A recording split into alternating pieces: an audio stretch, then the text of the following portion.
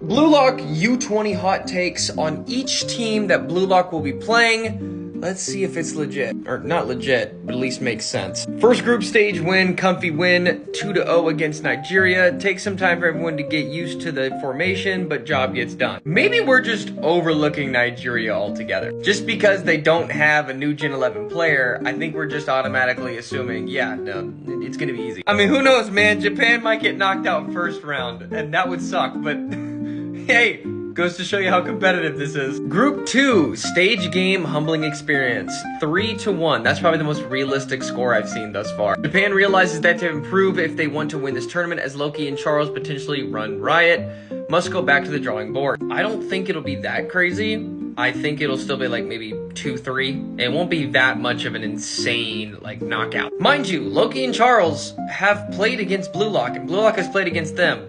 So it's not anything new. Unless Loki can somehow tap into the Speed Force at will, and we just don't know about it yet. And Charles is somehow more psychotic. Granted, we don't know anything about the new Gen 11 players, so we might be OP. I don't know. That's probably going to be the make it or break it for all of this. But I'm certain that they'll probably lose to France. Like, that's definitely probably going to happen. Third group, stage game must win. England 0, Japan 1. I think this one's a bit close. I think Japan wins by maybe 3. They got something to lose here. They do. Both teams extremely cautious as both needs to win. Ended a 1-0 win for Japan with an incredible performance from Gagamoto in the defense. The GOAT Gagamoto coming in. We know how this works. As a matter of fact, no one's scoring on Gagamoto. Bro can block everything. He's gonna evolve. It's gonna be total lockdown. Like, no one's scoring on this man. Japan will have a perfect game. Perfect games all the way to the end. No one's scoring on Gagamoto. Now, this one I have a lot to say about. Potential favorites. The USA 1, Japan 4. Huge win for U20 Japan as they dismantle USA and get dubbed as the dark horse in the tournament. Teams are now extra wary of the threat Japan poses. Brother, I don't think it's gonna be a blowout against the US. We are completely, severely underestimating the US team. You're automatically assuming they're not gonna be good based off how it is in real life. Do you understand how much Japan glazes the US? To say that this is the case, outrageous, outrageous. This game is gonna be the biggest game next to the final.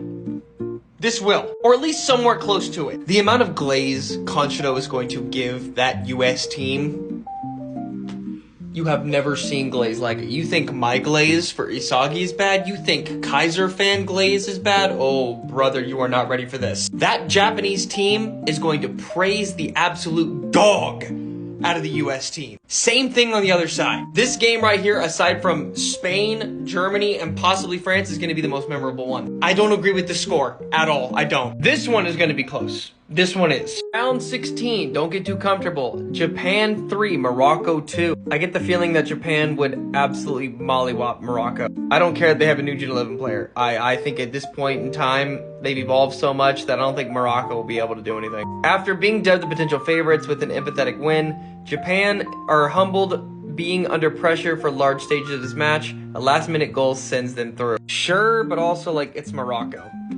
It's literally Morocco. I don't know, man. I kind of disagree with this one. Quarterfinal, reunited with Kaiser. Japan 4, Germany 3. Ness and Kaiser's evolution throughout the tournament will be a problem for Japan, but in the end, Isagi and them will get the job done, finally beating Kaiser. I think, personally, Kaiser will collapse in on himself, especially when it comes to playing with Isagi or against him. You're no longer on the same team.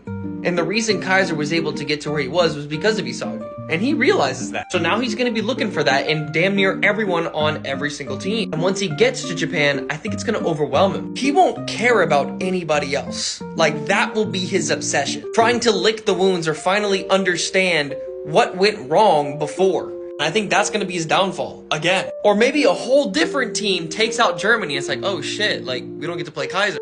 I don't know. I don't know. But Japan will win this one. I'm certain. Semifinal, Brazilian Flair. Brazil 2, Japan 2. A close game. Will be really tight game going to pins, even if a few shaky moments for Japan in ET. I think Brazil's going to be a problem too. I do.